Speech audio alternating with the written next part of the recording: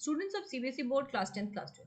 बच्चों, जैसा कि आप सब जानते हैं कि सेशन 2024 बड़ा ही फास्ट सेशन है और चीज़ें बहुत बदल रही हैं। एग्जाम पैटर्न बहुत ज़्यादा चेंज हुआ है। नंबर ऑफ क्वेश्चन जो है वो सीबीएसई ने बता दिया कि 10th वालों की 12th वालों से ज़्यादा होगी। ठीक है, इस बार आंसर राइटिंग टेक्निक को बच्चों को बदलना होगा। प्रीवियस ईयर से सीखिए, लास्ट ईयर का रिजल्ट अच्छा नहीं था। ठीक है, लास्ट ईयर जो कॉम्पिटेंसी बेस्ड क्वेश्चन थे वो भी 10% बढ़े थे और उस वजह से रिजल्ट अच्छे नहीं आए थे। तो इस बार आपको टेक्निक से लिखना होगा, नहीं तो मार्क्स कट हो सकते हैं। क्वेश्चन पेपर आपका कलर्ड आएगा। कई बार क्या होता है ना, जैसे आपको एग्जाम में क्वेश्चन पेपर के 5 सेक्शंस होते हैं, तो वो सेक्शन जो विजिबल नहीं होते ना, जैसे सेक्शन ए है विजिबल नहीं है, इस बार वो क्या होगा, ऐसे कवर्ड होगा और वो कलर्ड भी होगा ताकि वो आपके विजन में आए। कई बार सेक्शन ए के क्वेश्चन में बी में सी लिख दिया, सी में डी का लिख दिया, ऐसे बच्चे मिक्सअप कर देते हैं।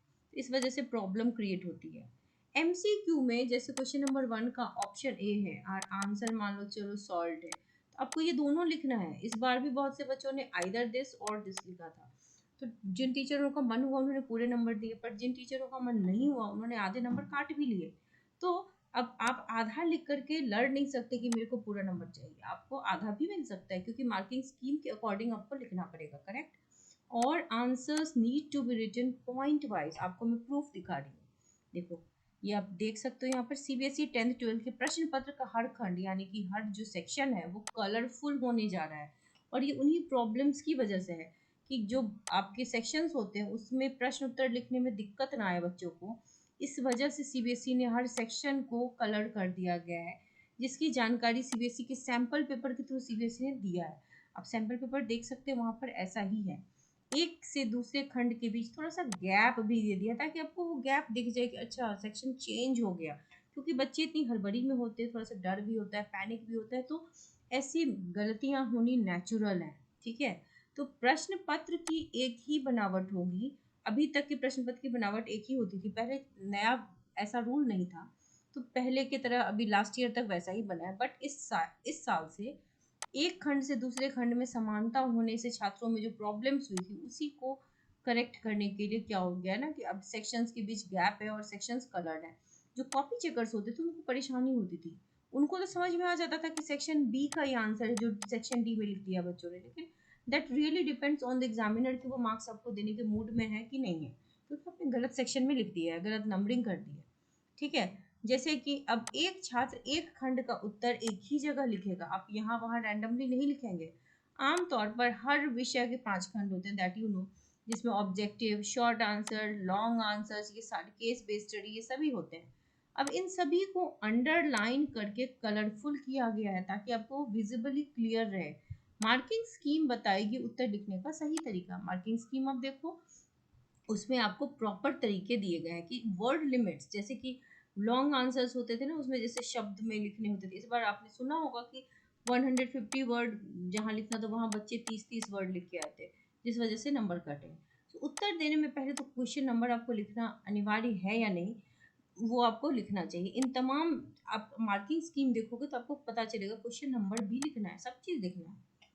ठीक है, बोर्ड की अगर माने तो जो छात्र ऑब्जेक्टिव क्वेश्चन में केवल उत्तर ही लिख देते थे, उत्तर संख्या, उससे आपके नंबर पूरे नहीं होंगे, आपको शब्द भी लिखने पड़ेंगे तभी पूरे अंक प्राप्त होंगे। करेक्ट। इन बातों का ध्यान रखिए। कई बार होता है कि हम आंसर जान भी रहे पर हमारे नंबर नहीं आ रहे क्योंकि हमने क्या किया, थोड़ी सी लापरवाही कर दी है। तो बच्चे लापरवाही नहीं करनी है। ठीक है, अभी सेशन में टाइम है। 12वीं के छात्र के क्वेश्चंस कम होंगे 10th वालों से। बोर्ड की माने तो 10th में कुल जो क्वेश्चंस है, प्रश्नों की संख्या 12वीं से ज़्यादा होंगे। 10th में हर विषय में 39 से 40 क्वेश्चन रहेगा। 12th में जैसे कि जियोलॉजी है, फिजिक्स, केमिस्ट्री के प्रश्नों की संख्या 33 होगी। मैथ्स में 38 क्वेश्चन आएंगे। वाणिज्य और कला संकाय में सभी प्रश्नों की संख्या विज्ञान की तरह ही होगी, यानी कि साइंस में जैसे हैं वैसे ही बाकी इन सब्जेक्ट्स में भी होंगे।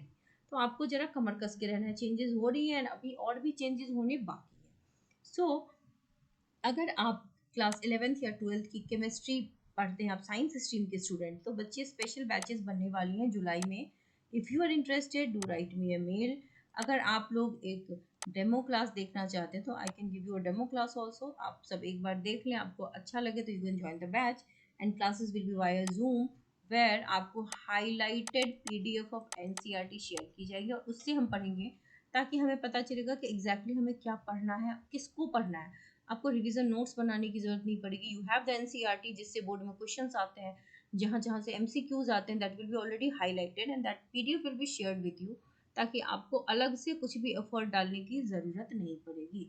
सो if you are interested, do write me a mail, ताकि फर्दर आपको डिटेल्स में बता सकूँ। So wish you all the very best.